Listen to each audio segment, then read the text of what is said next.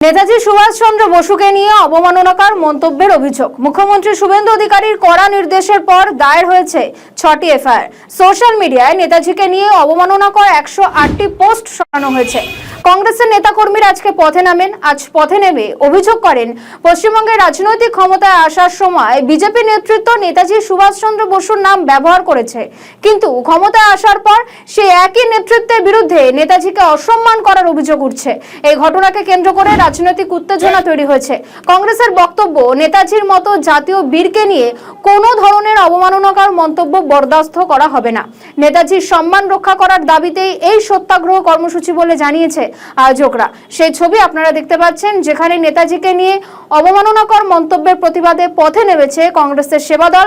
তারা বলছেন, বিজেপি যখন ক্ষমতায় আসেনি তখন তারা নেতাজিকে ব্যবহার করেছে, কিন্তু ক্ষমতায় আসার পর তারা এখন নেতাজিকে অসম্মান করছেন। এর কথা বলুন। विशेष दिन है, बताइए क्या है? नेताजी जानते हैं, पूछिए। और नेताजी सुभाष चंद्र बोस को आप जानते हैं, क्या किया है वो?